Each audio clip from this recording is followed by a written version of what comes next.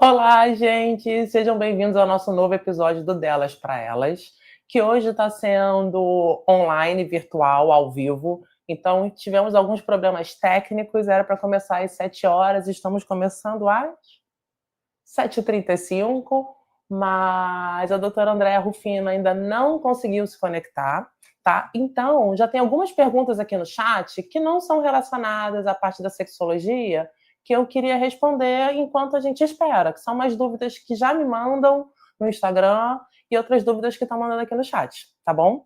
A primeira pergunta é: ressecamento vaginal que aparece depois da menopausa, tem tratamento?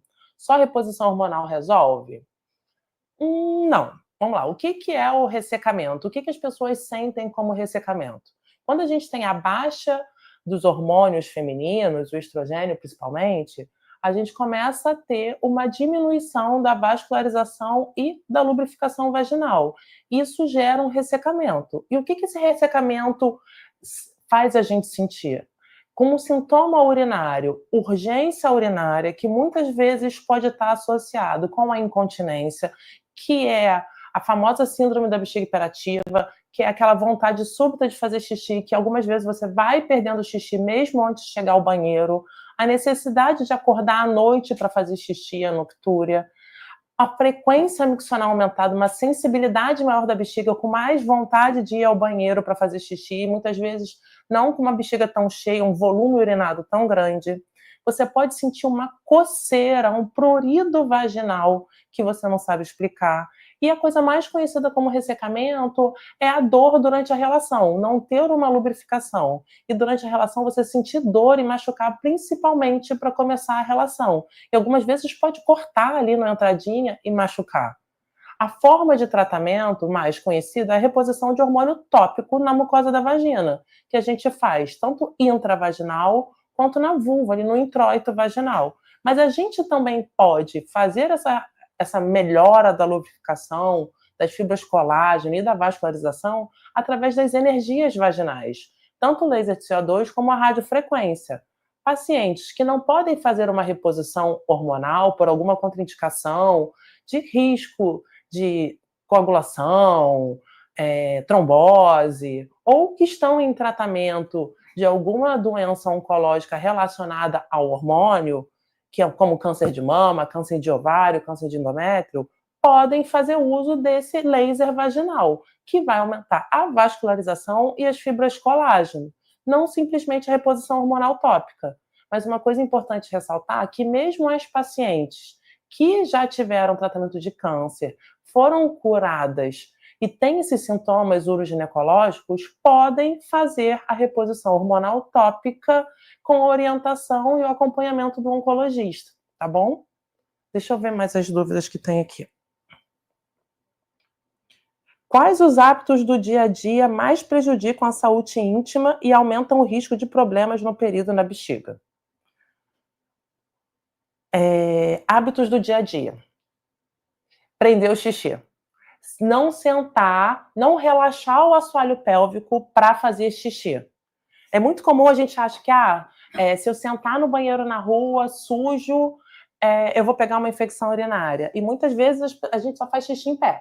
Assim, quando você segura, prende demais o xixi, ou você não relaxa, não senta e relaxa seu assoalho pélvico para esvaziar a bexiga, você pode criar uma incoordenação dessa musculatura do assoalho pélvico, que não relaxa satisfatoriamente na hora de fazer xixi, e também pode aumentar o resíduo, não esvaziar satisfatoriamente sua bexiga. Outra coisa, constipação intestinal, prender o cocô, sabe? Não tratar a prisão de ventre, que aí você fica com aumento da colonização das bactérias intestinais ali na região perineal, predispondo à infecção. Sem contar, pode piorar. Se você tem sintomas urinários, pode piorar os sintomas urinários. Outras coisas de hábito que podem prejudicar. Normalmente, os pacientes que têm infecção urinária de repetição acabam achando que por falta de limpeza e limpam demais a região da vulva. Muitas vezes elas jogam a duchinha de água de frente, querem lavar o canal vaginal.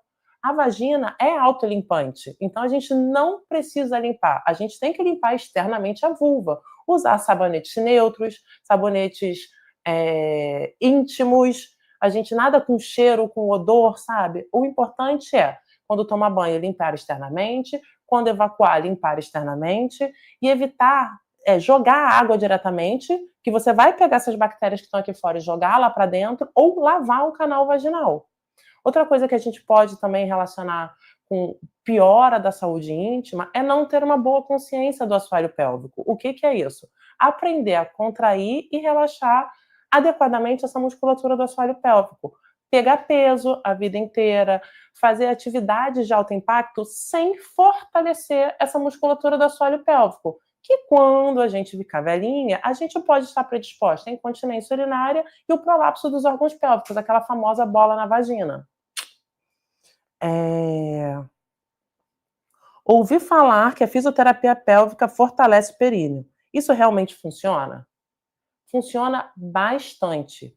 O principal da fisioterapia pélvica é conscientizar essa musculatura, aprender a contrair e relaxar adequadamente essa musculatura. A grande maioria das pessoas, quando você pede para ela contrair, você bota o dedinho na vagina e pede para ela vai contrair a perna, ela vai contrair o abdômen, ela vai prender a respiração e ela não vai contrair a musculatura do assoalho pélvico de uma forma adequada.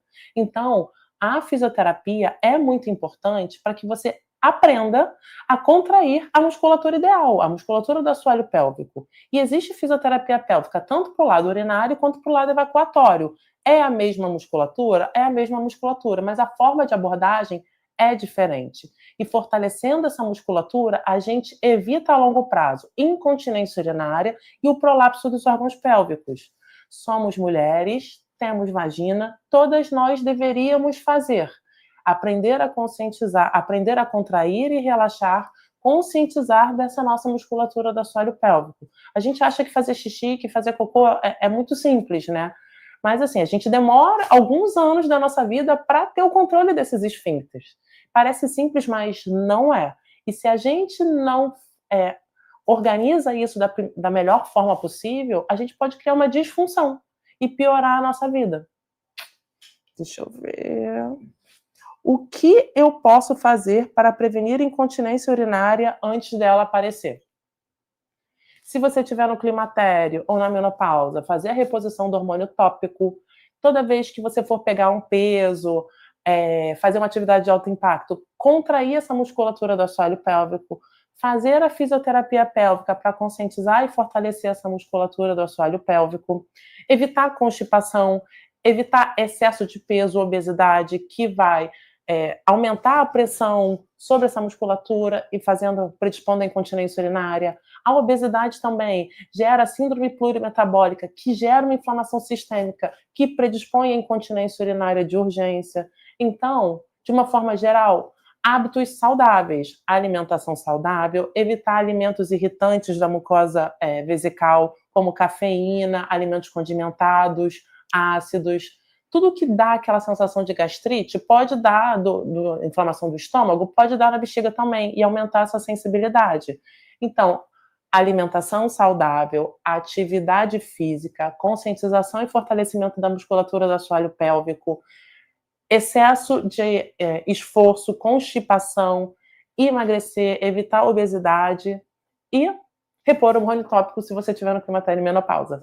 Claro que se você não tiver nenhuma contraindicação.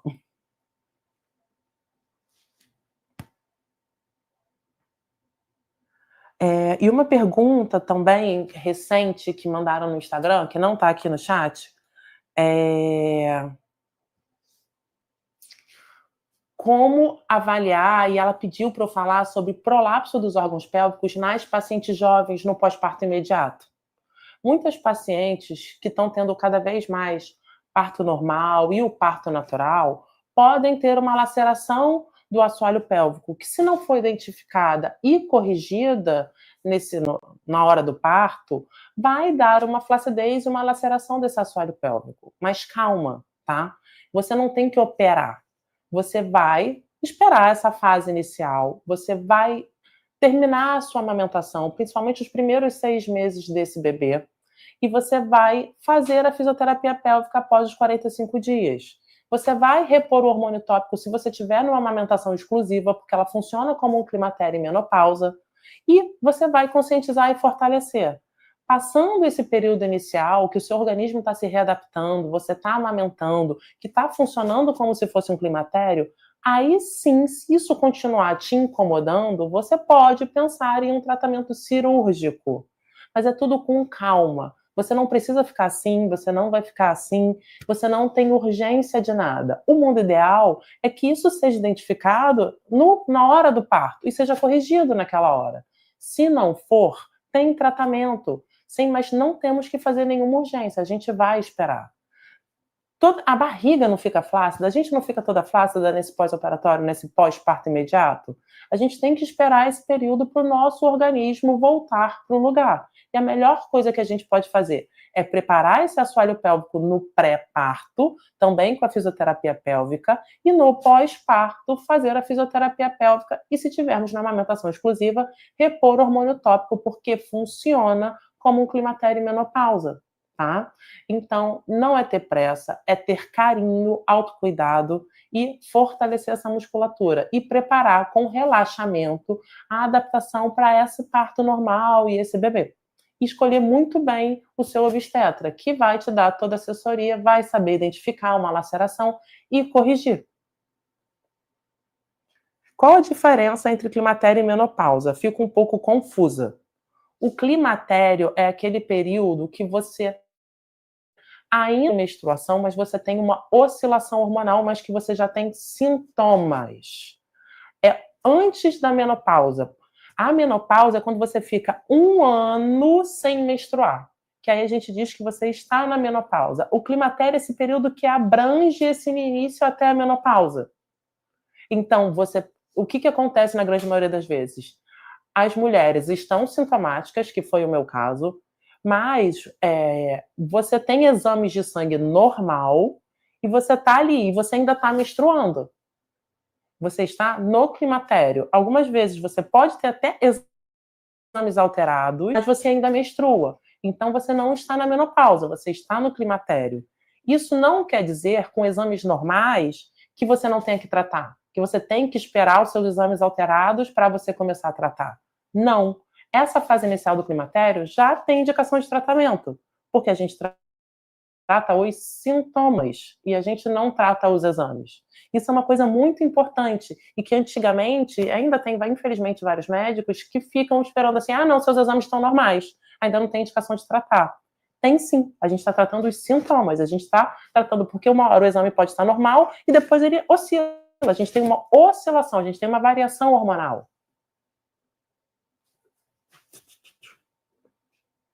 A Rosana aqui tá babando meu ovo, minha amiga, minha parceira, fisioterapeuta pélvica. O quê? Botei na A Dani tá perguntando, amiga, um beijo.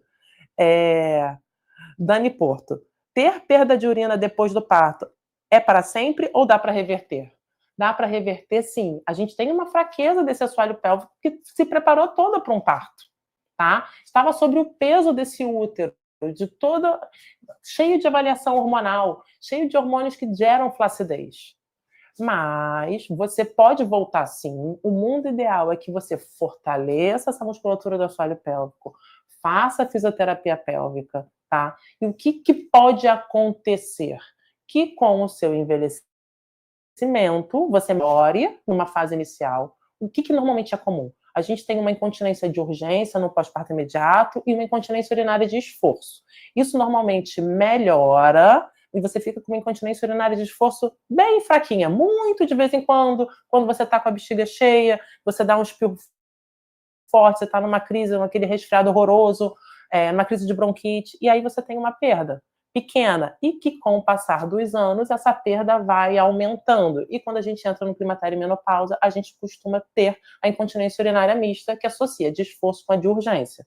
Então, se você tem uma incontinência urinária de esforço e de urgência no puerpério imediato, não se preocupe. procure uma fisioterapeuta pélvica, faça uma reposição hormonal tópica se você tiver amamentação exclusiva, que isso vai melhorar. Mas o mundo ideal é que você mantenha esses exercícios da fisioterapia pélvica domiciliares de forma contínua para evitar que no futuro você possa realmente voltar a ter uma incontinência urinária.